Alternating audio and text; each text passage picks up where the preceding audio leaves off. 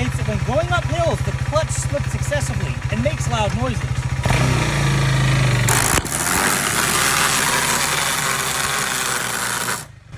I don't think that's the clutch.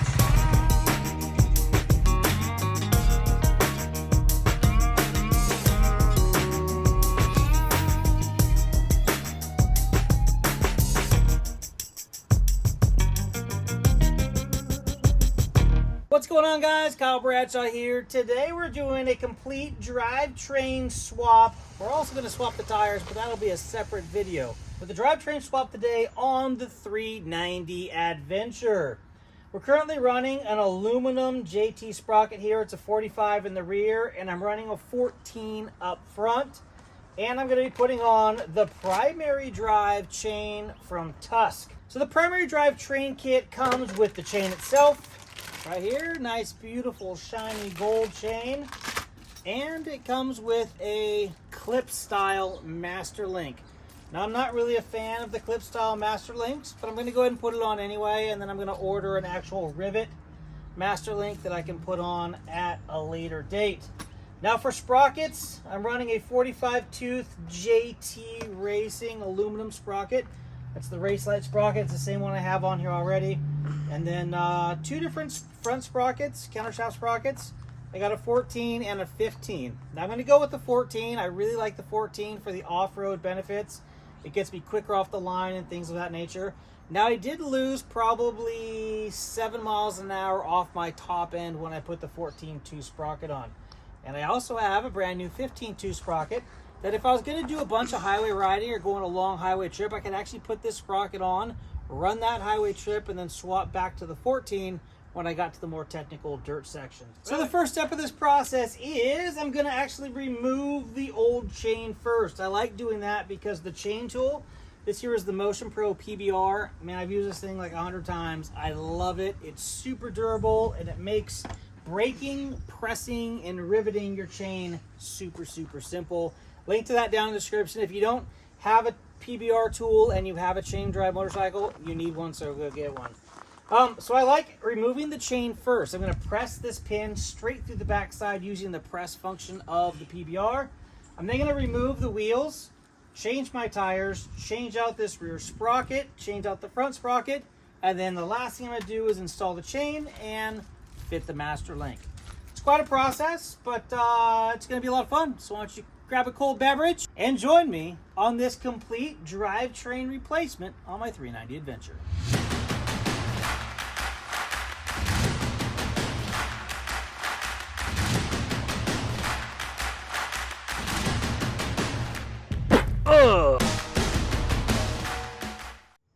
So this PBR tool from Motion Pro is phenomenal. What happens here is we've got 3 different things. We have press, we have brake, and we have rivet.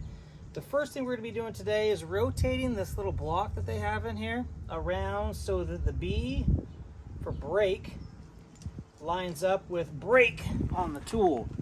So hopefully the camera's going to focus correctly. But the B here on this little block is going to line up with the brake here on the tool. I'm going to set it in place like this. Now what's going to happen is this tool is going to sit on the 2 opposite sides of the rivets here on the chain.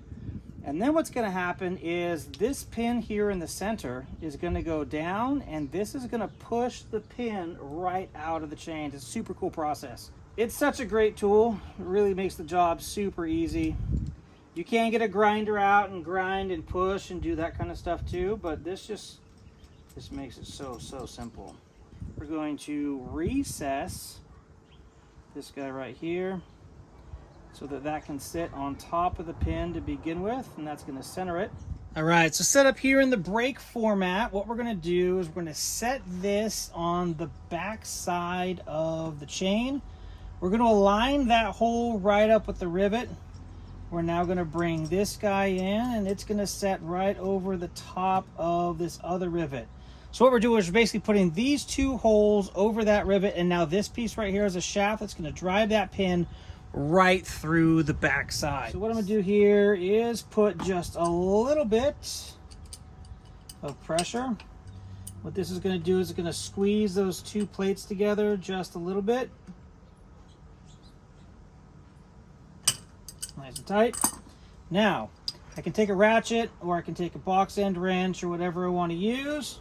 And now I'm going to take this and I'm going to push that pin right out the other side. Close. Now it's going to get a little bit tougher right at the very end is what I typically experience.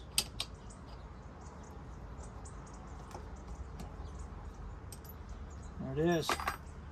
It's now all the way through. You can now back this back out.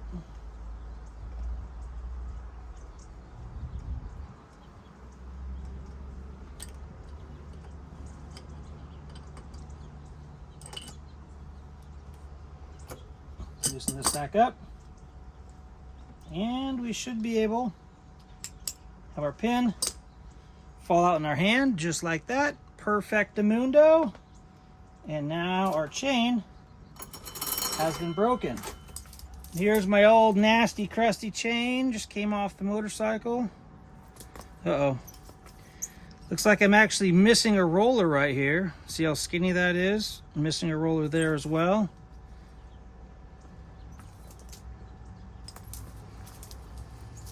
Anyway, old nasty garbage chain. Hear the squeak there? Those are the dry rubber O-rings actually squeaking in pain. They say you don't need to lube an O-ring chain, but that's garbage. You gotta lube these little O-rings so you have less friction. They don't like to dry out either. Now you can also see that I'm missing a couple teeth on this sprocket. All right, with the chain removed, we can go ahead and remove this nut over here on the other side of the axle. We can slide the axle out and remove the wheel. All right, next step on the sprocket change is going to be to break all of these nuts loose.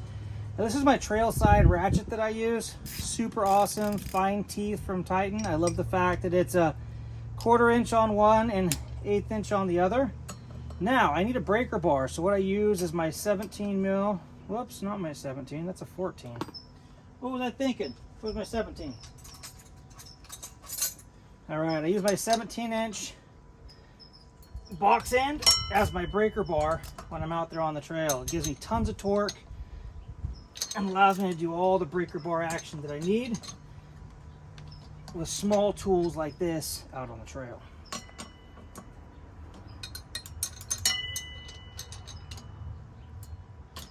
Okay, with all those broken, just quickly spin these off.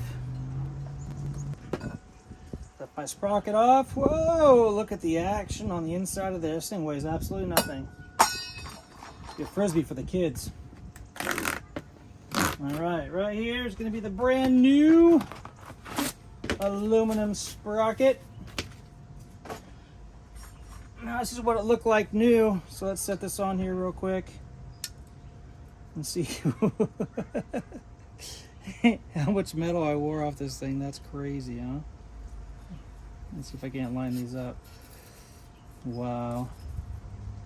That's intense. Anyway, old sprocket comes off. All right, now we're going to set this guy back in place. Now normally I'd put Loctite on these, but these actually have little Loctite nuts on them. You see a little guy up there at the top? That's actually a locking. That's actually a mechanical lock ring on the very top of these nuts. So I don't need to use Loctite on the actual threads.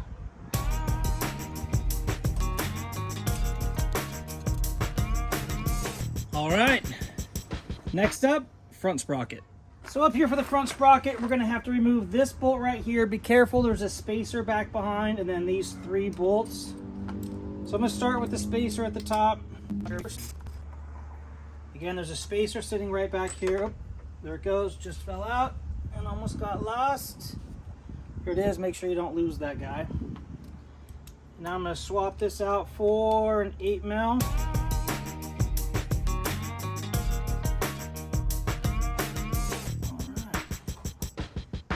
Going to remove our sprocket case cover right here. Now we're going to go ahead and put the motorcycle in gear so this doesn't spin. Now we're going to remove these 2 8mm screws. Now this is the little keeper right here. It actually goes crooked so that it can't come over these splines. We're just going to rotate this a little bit until we can get it to come out smoothly over the splines. Tell you what, living in San Clemente at the beach, everything got rusty. Typically it just pops right off. I've never had to pry it off before, but it's never been this rusty. Here it is, almost there.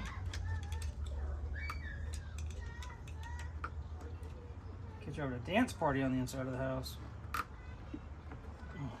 Okay, there we go.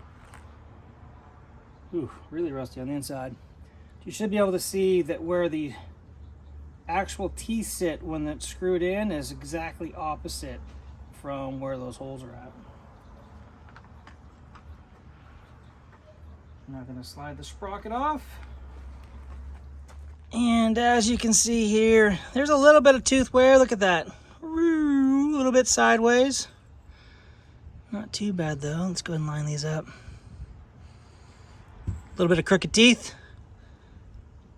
Not too bad.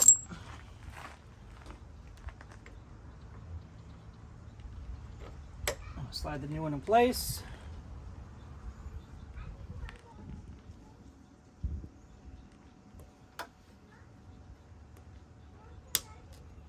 Slide it in place, twist it just a little bit.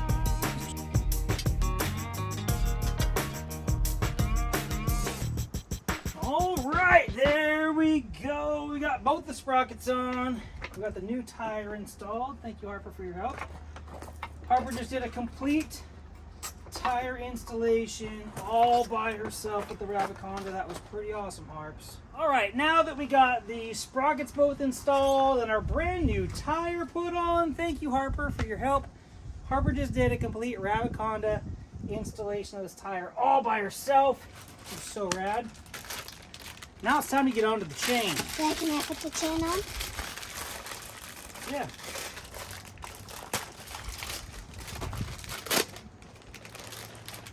Alright, so what we're going to do, so now we're going to take this chain, put it up through the sprocket there in the front. In 5, 6, 7, 8, 9, 10, 11. 1, 2, 3, 4. So what I'm going to do now is I'm going to go ahead and bring the chain up, whoops, and around. Daddy, there's an extra piece. Okay. So with my adjusters flipped around, so I've got the short end facing the screws here and the screw halfway in adjustment. I do that so I have maximum ability to adjust.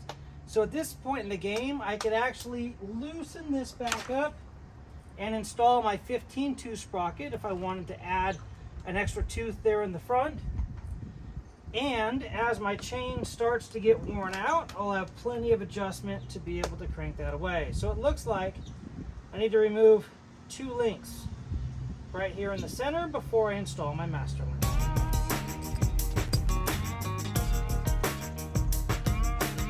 Special bolt chain for you. This is that brand new pin we just pushed out. Here is the master link that was supplied by primary drive, which we're going to stick right into this space right here. How are you going to do that? I'm going to open this up.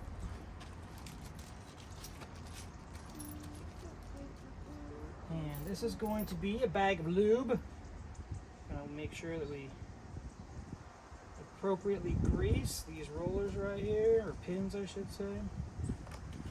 Oh, get that on the garbage for me. Okay, now we're going to take 2 O-rings. Which garbage? Still in the garbage. In the house? I don't know, over there by the car. Okay, and make sure our O-rings are lubed up as well.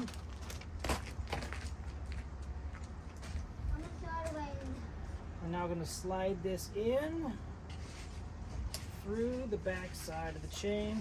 Perfect. Now what we're going to do is take our next 2 O-rings and lube them up. When they're all lubed, we're going to throw them in the front here. Just over like that. We're now going to take our plate and set it in place. right here. Now we're going to use our chain tool on the press function. So now what we're going to do is right here, we're going to take our chain tool, we're going to put the P next to press right here. What that's going to do is this piece here is going to go onto that round piece and kind of hold itself into place. And then these two holes right here are going to allow those two pins to get pressed down through those two pieces until we have enough room. So the goal here is we want to be able to press this chain link in far enough that we can slide our clip into place. So we're going to set our tool over the back side.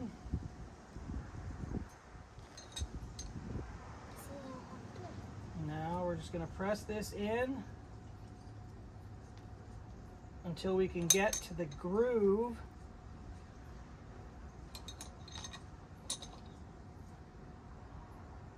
There we go.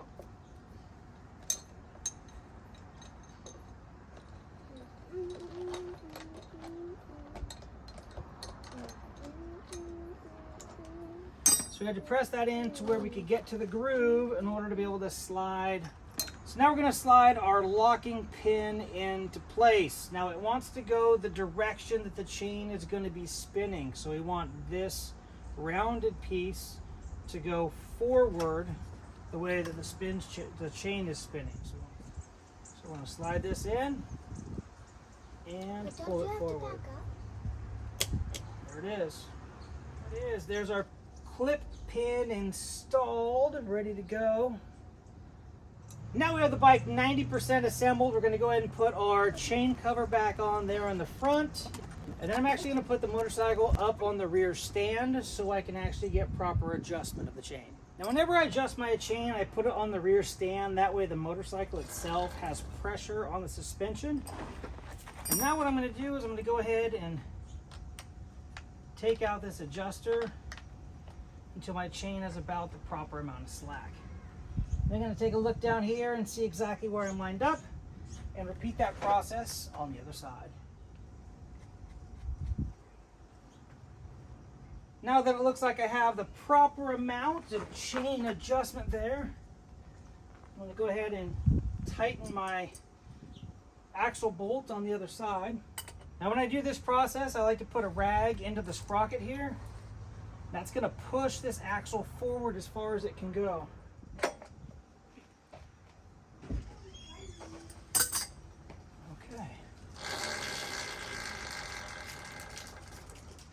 All right, now that I have this tightened up exactly where I want it, I'm going to go ahead and tighten down my bolts right here. And that's going to make sure that these stay in place and everything has proper adjustment. Okay, quiet on the set. And there it is, folks, a brand new drivetrain here on the 390 Adventure. 14-tooth JT sprocket in the front, 45-tooth JT sprocket, aluminum in the rear, and a primary drivetrain. Let's see how long this chain lasts. Usually I get about 5,000 to 7,000 miles out of the chains on the back of the 390 here. Let's see if this one goes the distance. I'm Bradshaw. Thank you guys for watching. I really appreciate it. There are links to all these products down in the description if you're curious.